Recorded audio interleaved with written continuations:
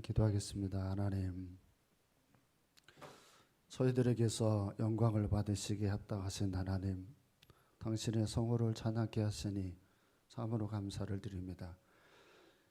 2025년을 저희들이 보내면서 이 땅에 우리를 위해서 오셨던 주님 앞에 과연 우리의 삶은 얼마나 당신 앞에 영광이 되어지는 인생이었는지 돌아보게 하시고, 그 사랑 앞에서 단 한순간의 삶을 살더라도 헛되지 않는 저희들의 인생들을 살아낼 수 있도록 우리 주님 붙들어 주옵소서. 또한 이 시간 주의 말씀을 듣고자 합니다. 들을 귀를 허락하여 주시고 말씀을 통하여서 또 한 번의 주님의 그 사랑을 느끼는 귀한 시간이 되게 하여 주옵소서. 거룩하신 예수님 이름으로 기도합니다. 아멘.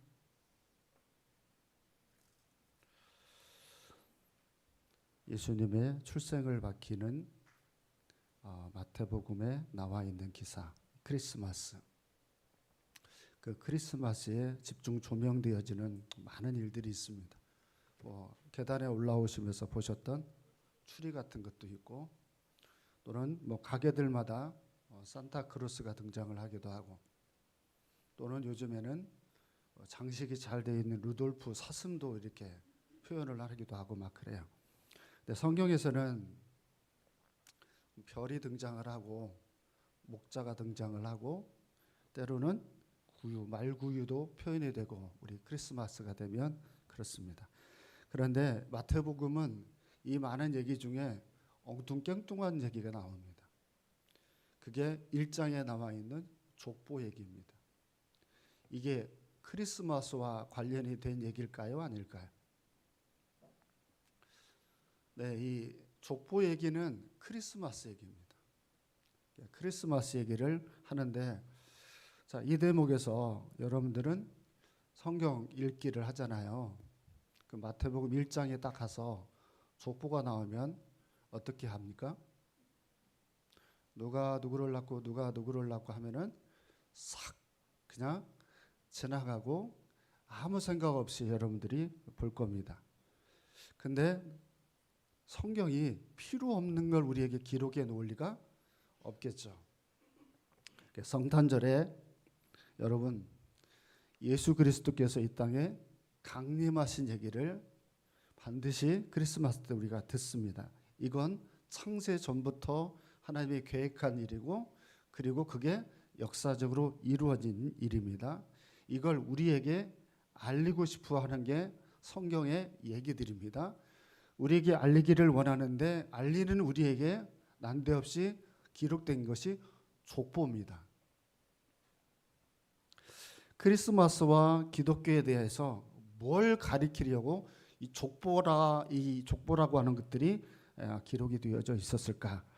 오늘은 난데없이 이 부분을 제가 여러분들하고 나누려고 합니다. 1절을 보겠습니다. 1절 말씀. 자, 시작.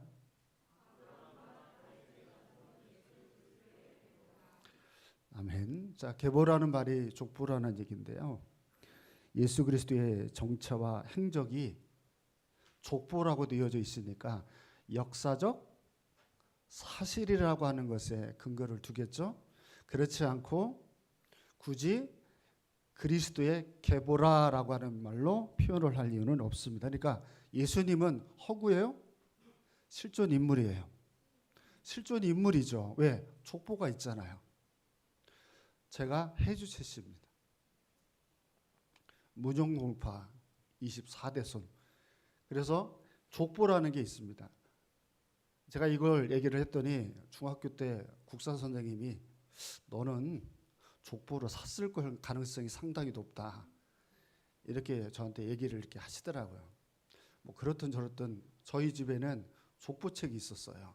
족보책을 제가 막 살펴보고 그랬던 적이 있었는데, 이렇게 족보가 있다는 건 역사적으로 계속 이어오는 과정에서 예수님이 태어난 얘기입니다. 그러니까 크리스마스는 하나의 동화가 아닙니다.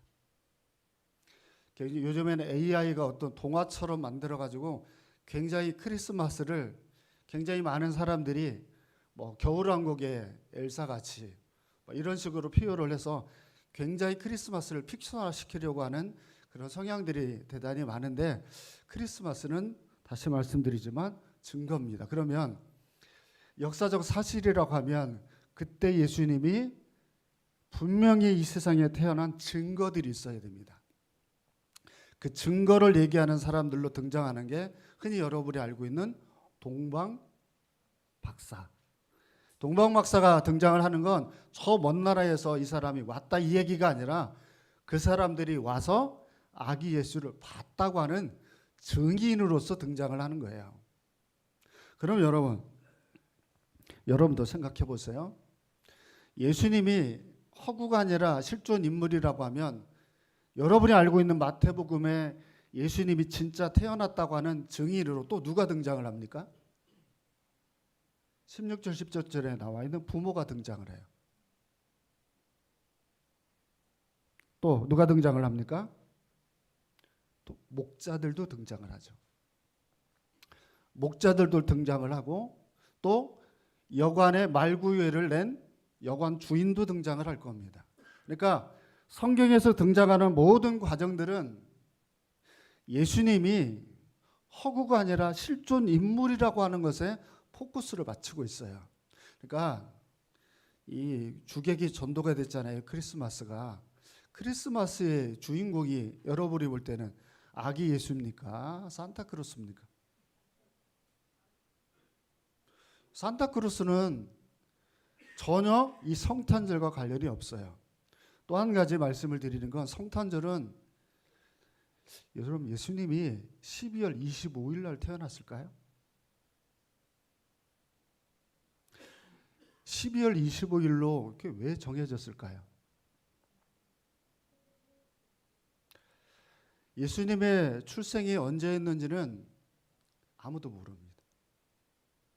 근데 이게 12월 25일로 정해지게 된 건 기독교가 로마에서 공인화될 때 특정한 어떤 날짜를 그래도 태어났으니까 있어야 되지 않겠느냐라고 해서 로마에서 태양절기로 지키는 날, 그날을 아기 예수가 태어난 날로 정하자라고 해서 12월 25일이 결정이 난 거예요. 그러니까 365일 중에 어느 한 날은 예수님의 생일인데 정확히 그 출생을 알 수가 없어요. 말구에 태어났기 때문에. 그걸 알 수 없기 때문에 로마 사람들이 그걸 공인화시켜버리면서 정해놓은 게 12월 25일인데 이게 태양신을 섬기는 날이에요. 그래서 이걸 가지고 요즘 설왕설래를 하시는 분들이 있어요. 그러니까 성탄절은 지킬 필요가 없다. 이렇게 얘기하는 그런 분들이 계시는데 여러분 많은 날 중에 그분을 생일로 기념을 하는 의미만 두면 되지 12월 25일이 기다 아니다는 별로 중요하지 않아요. 그러니까 역사적 사실로 이분이 태어났다 이게 중요한 것이지 그날이 12월 25일이다 아니다 이게 중요한 게 아니라는 사실이에요. 자, 제가 여기서 말장난을 여러분에게 하고 싶은 게 아니라 제가 여기에서 이 사도 마태가 크리스마스를 설명하면서 족보를 제가 다룬다고 그랬어요. 족보는 역사적인 증거를 설명하려고 하는 내용이다라고 말씀을 드렸습니다. 근데 여기에는 마태가 기록해 놓지 않은 내용과 기록해 놓은 내용 두 가지로 양분을 해서 오늘 제가 잠깐 한번 말씀을 드리겠습니다. 제가 좀 전에 말씀을 드렸던 겨울왕국 있죠. 그게 실제 일어난 일인가요? 아니면 허구인가요? 근데 사람들이 왜 이렇게 많이 보고 좋아했어요? 딸을 가지고 있는 사람들은 한 번쯤 다 애기들 옷을 그걸 사주지 않았나요? 왜 사줬어요? 그거 다 허구인데. 왜 사줬어요? 사람이 거기에 감동을 받았거든요. 겨울왕국의 얘기에 사람들이 감동을 받았어요. 이렇게 허구인데 사람들이 그거에서 자기들이 열망하고 갈망하는 세상을 보는 거예요. 저렇게 살고 싶고 저런 마음에서 마인드에서 살고 싶은 마음들이 있다 보니까 사람들이 뭘 만들기 시작했냐면 동화를 만들어요. 어릴 때 여러분들이 읽는 동화들 있죠. 자, 가짜들이잖아요. 근데 그 동화를 읽으면서 아이들도 그렇고 성장하면서 그 동화가 허구라는 걸 알지만 그 동화를 읽으면서 사람들이 어때요? 공감을 해요. 그 동화 얘기에 사람들이 훅 빠진다니까요. 그래서 그런 동화의 이야기들을 마치 하는 것처럼 예수님의 얘기도 한번 들어보세요. 저 먼 나라에서 지구로 한 사람이 태어납니다. 근데 그분이 오시더니 무슨 일을 하냐면 바다의 풍랑을 잔잔케 만듭니다. 심지어는 38년 된 병자도 고쳐버립니다. 심지어는 죽어있는 나사로를 나오게 만듭니다. 살아서 부활을 하게 만듭니다. 이게 여러분 생각을 해보세요. 이게 모든 인간들의 삶에 이와 같은 일들이 생기는 것이 얼마나 우리가 원하는 일들입니까? 정말 이 자리에서 국권사님이 같이 예배드리면 얼마나 좋겠어요. 이런 일들이 우리에게 생기기를 원하잖아요. 이런 것들을 우리가 꿈꿀 수 있도록 만든 게 그게 뭐냐면 동화예요. 픽션이죠. 영화 같은 것들이 그런 게 많잖아요. 판타지 영화 같은 것들이 그렇죠. 제가 봤던 영화 중에 엄청 제가 충격을 많이 받았던 영화가 아바타라는 영화입니다. 정말 말도 안 되는 상상을 초월해서 만들어 놓았는데 볼 때 정말 깜짝 놀랄 만큼 굉장히 거기에서 그런 것들을 봤지만 이게 세상에 만들어지지 않는 세상이잖아요. 아기 예수가 이 땅에 태어나셔서 세상의 모든 인간들을 대신하여 그 모든 일들을 감당하는 일에 또 누가 등장을 하냐면 악한 무리가 등장해서 어떻게 합니까? 예수를 죽입니다. 그 예수를 죽였는데도 불구하고 동화처럼 예수님은 어떻게 되죠? 다시 3일 만에 부활을 합니다.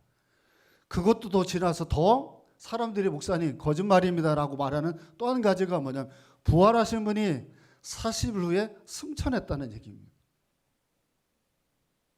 믿을 수가 없다는 얘기. 이게 말도 안 된다는 얘기들을 하면서 자꾸 성경의 얘기들이 지어낸 이야기처럼 그렇게 사람들이 얘기하는 내용들이 굉장히 많잖아요. 근데 여러분, 저는 여러분이 저하고 만약에 만나서 얘기를 하거나 얘기를 할 때 목사님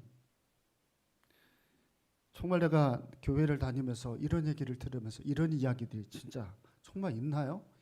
이런 슈퍼맨이 있나요? 이 사람이 와서 어떻게 인간의 죄를 다 사할 수가 있죠?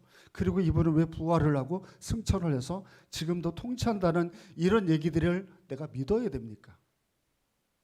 도대체 이게 믿어질 수가 없습니다.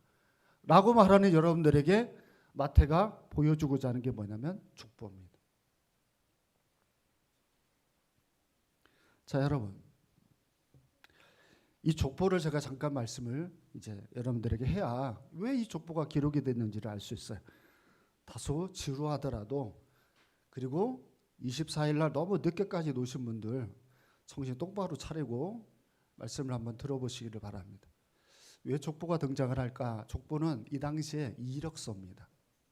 그러니까 이 사회는 개인화 사회가 아니라 공동체 사회였어요. 그러다 보니까 공동체 사회에서 꼭 반드시 가족 중심으로 움직여 가기 때문에 이력서를 제출을 할 때 이력서를 꼭 제출하는 게 뭐냐면 족보입니다.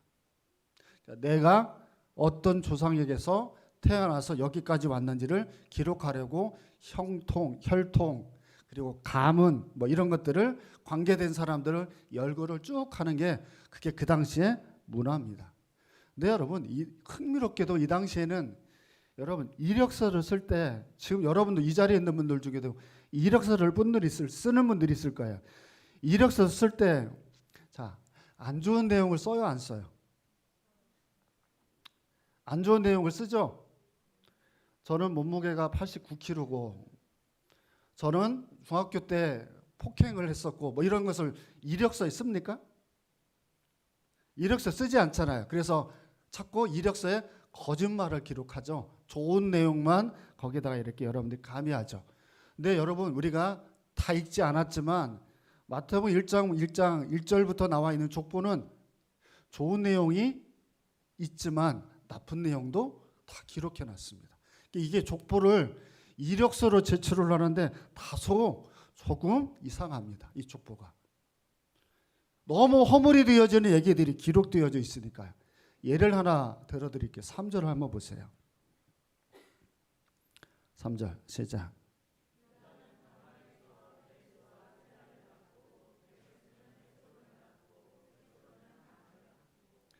아멘. 자, 여기 유다는 시아버지고 다말은 며느리입니다.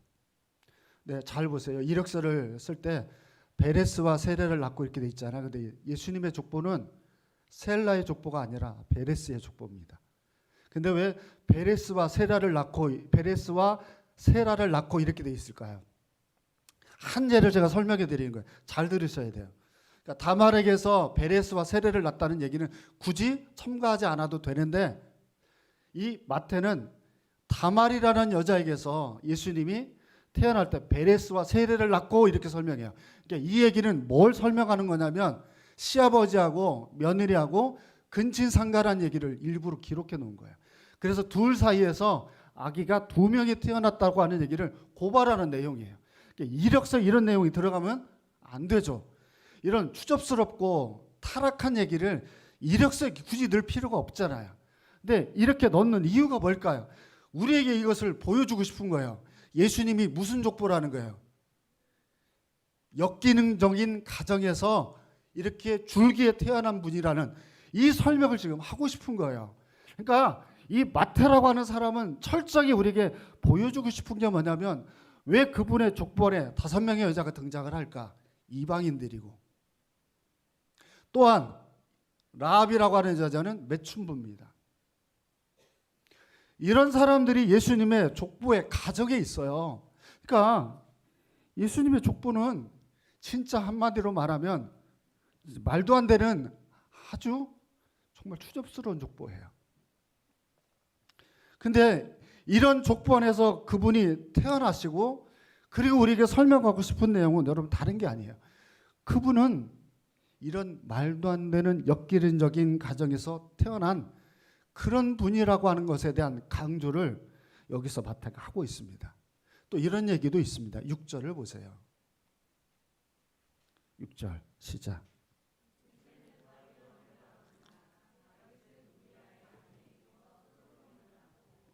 아멘.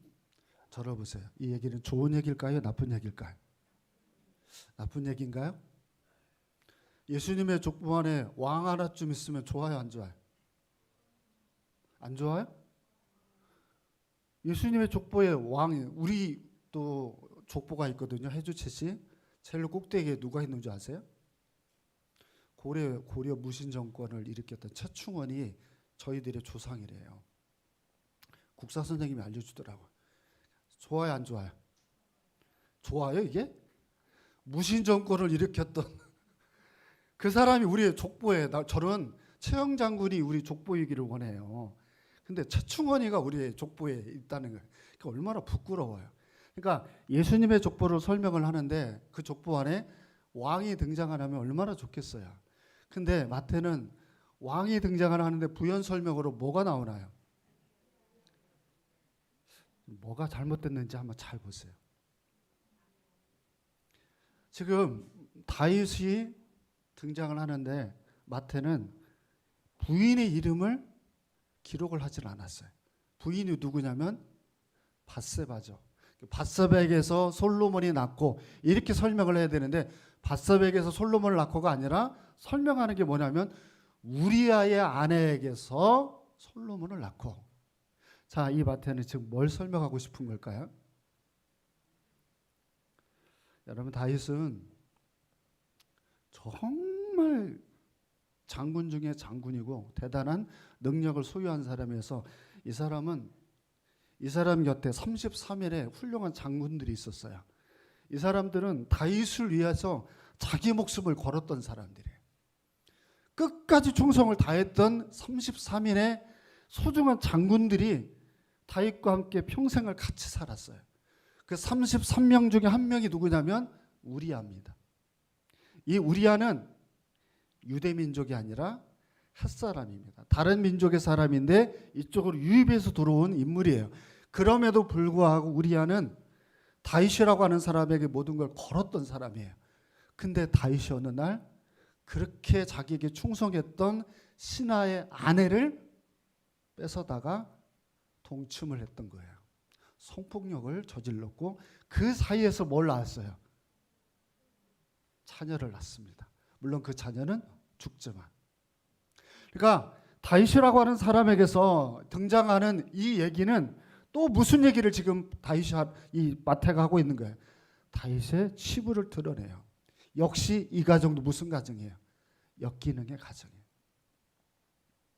왕의 얘기가 아니라 말도 안 되는 너무나 치명적인 약점을 가지고 있는 그런 족보에 다윗도 등장하고 있다고 하는 것을 설명합니다. 예수님의 족보에는 도덕적인 타락 등장을 하고, 그리고 이방인들과의 얘기들도 설명하면서 인종 간의 차별도 족보 안에 등장을 합니다. 또한 문화적인 면도 등장을 합니다. 당시에 여러분, 여자들은 정말 죄송하지만 사람 취급을 하지 않았습니다. 그래서 예수님이 오셨던 당시에는 여자들이 태어나면요 어떻게 했는지 아세요? 성 밖에다가 버렸습니다. 그러면 밖에서 남자 사람들 중에 아이들을 건지는 사람들이 있어요. 이 사람들이 뭘 하려고 아이를 건지냐면 키워서 매춘부로 쓰기 위해서 그렇게 하는 사례들이 많았습니다. 그런 세상에 누가 오신 거예요? 예수님이 오셨는데 그 예수님은 팔을 벌리고 있습니다. 팔을 벌리면서 그 예수님이 뭘 하지? 우리 집안은 도덕적인 타락이 있고 성적 타락이 있고 인종 간의 차별이 있는 가운데서도 내가 태어났음으로 불구하고 나는 문화적인 차이, 도덕적인 차이, 여러 가지 많은 불순물을 가지고 있는 모든 인간들이 다 나에게 오라고 하는 이 메시지를 설명하는 게 이 족보의 내용입니다. 여러분, 우리가 어떤 사람으로 지금까지 살았는지는 중요하지 않아요. 적어도 저는 이 자리에 있는 분들은 족보에 나와 있는 못된 사람들보다는 나은 사람들이라고 저는 생각을 합니다. 그런 모든 여러분들이 과거가 어땠든 간에 예수님은 이 크리스마스 날 여러분에게 설명하고 싶은 내용은 나는 이런 집안에서 태어난 그런 존재임에도 불구하고 여러분들에게 여러분도 언제든지 그럴 수 있지만 나에게로 오라는 거예요. 이 역기능적인 가정에서 내가 태어나서 이 많은 일들의 생명의 줄기를 이어가면서 그렇게 살아가기를 보니까 이 땅에 태어났던 예수님이 여러분에게 동일한 얘기를 하는 거예요. 그러니까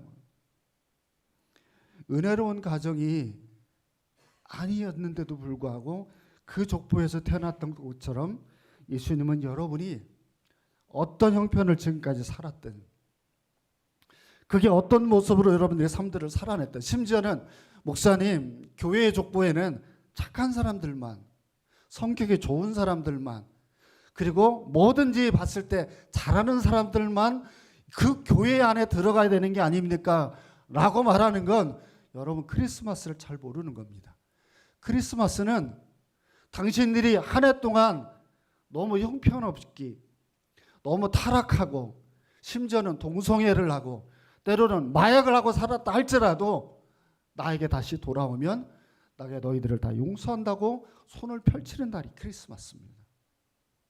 그러니까 여러분 세상에 비춰지는 화려한 조명에 사람들이 흥청망청 그렇게 보내는 그런 날이 크리스마스가 아니에요.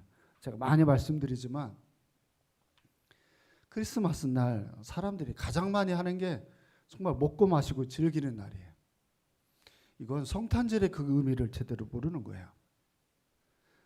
다시 본문으로 돌아가서 1장에는 계속 가장 많이 나오는 말이 뭐라고요? 누가 누구를 낳고 누가 누구를 낳고 누가 누구를 낳고 쭉 얘기를 합니다. 자, 여기에서 제가 한 말씀을 제가 찾아드릴게요. 히브리서 2장 11절이 있습니다. 히브리서 2장 11절. 자, 읽어보겠습니다. 시작.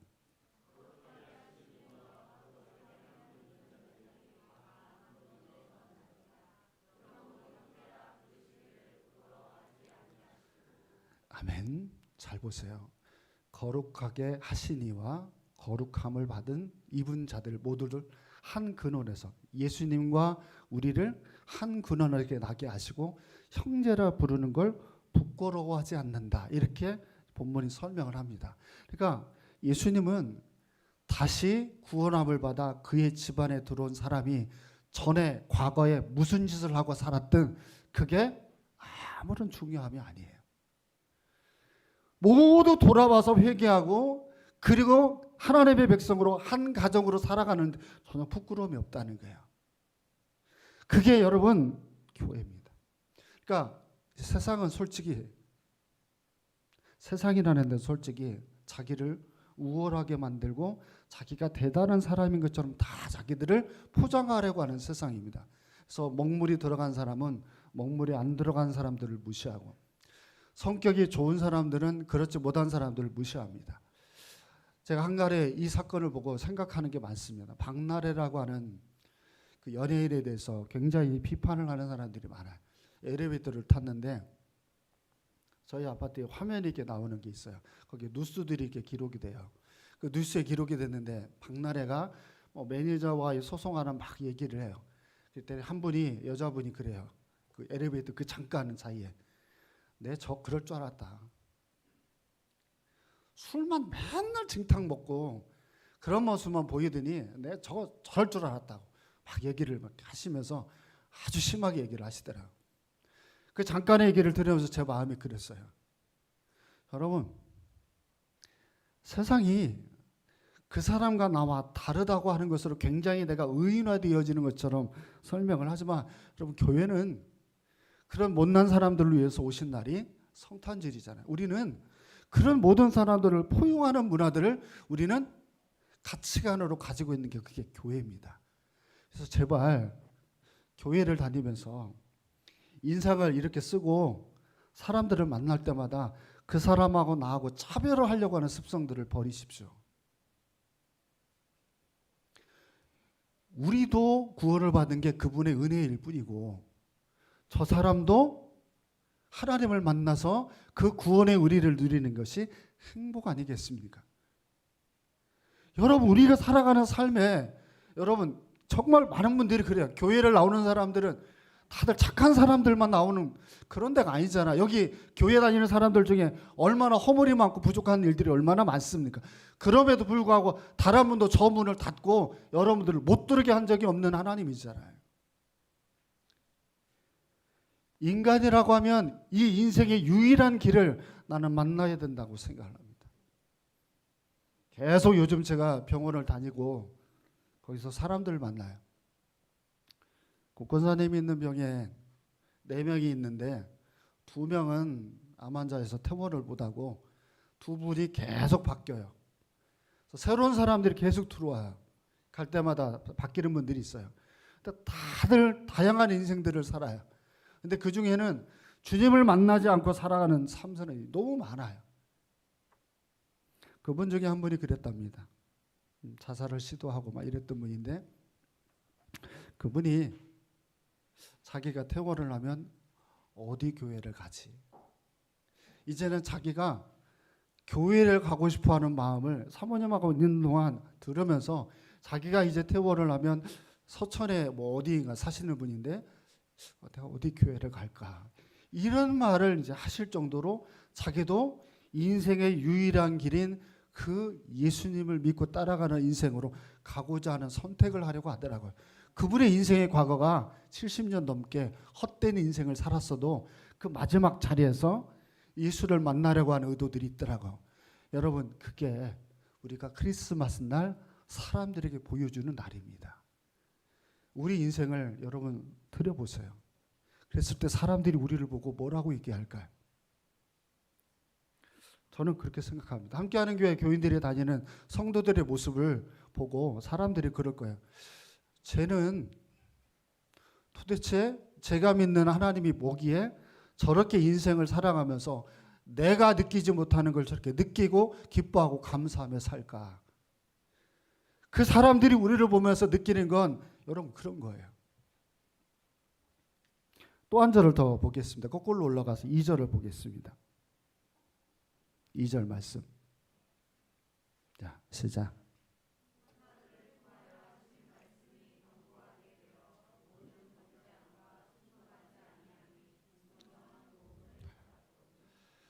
자, 여기서 말하는 2절은 마태복음 1장 2절입니다.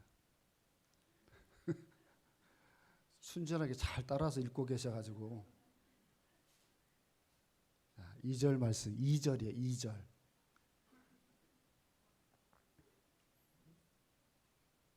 자, 여러분 성경책 보고 읽으세요. 시작.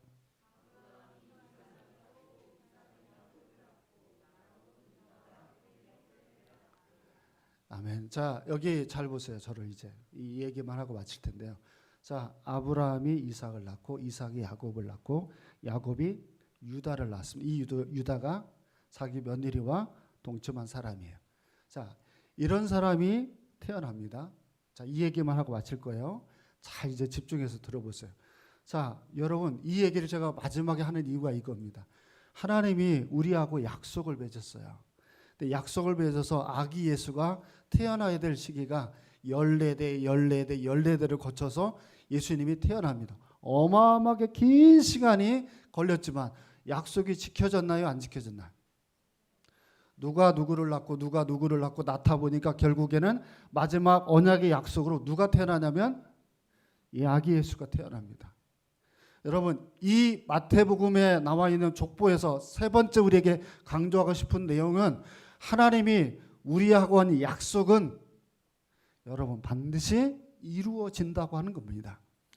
14대 정말 긴 시간인데 반드시 아브라함 밑에는 이삭이 태어나고 이삭 밑에는 야곱이 태어나고 야곱 밑에는 유다가 태어나서 쭉 해서 요셉까지 이어지는 그 긴 여정이 그 하나님의 역사 가운데 반드시 이루어진다는 내용을 설명하면서 역사적 사실로 아기 예수가 태어났고 그 아기 예수는 하나님이 인간하고 약속한 그 약속이 이루어진 결과라고 하는 걸 족보로 설명하는 내용이에요.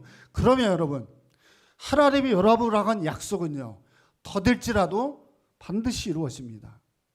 그게 여러분 꼭 이 시대, 이 시점에서 꼭 이루어지지 않았다 하더라도 지금 우리가 하나님 앞에 2년 동안 기도하다가 결국 그 하나님의 약속대로 이제 2026년에는 함께하는 교회가 필리핀에 교회를 세우는 약속이 이루어지는 날입니다.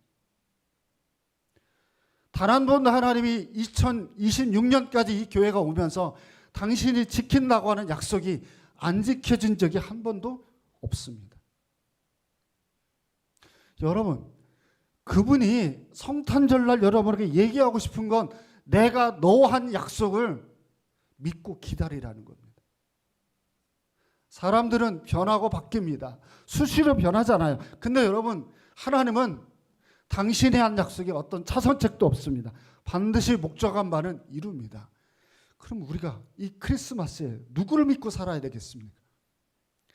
전능하신 하나님, 그분만 믿으시면서 또 이 성탄의 기쁨을 누리시기를 주의 이름으로 축원드립니다. 기도하겠습니다. 살아계신 아버지 하나님, 이 땅에 일어나는 역사들이 전쟁으로, 때로는 경제적인 어려움으로, 때로는 삶에서의 고단함으로 하나님 이루어져 나아간다 할지라도 하나님 앞에 저희들은 자녀입니다.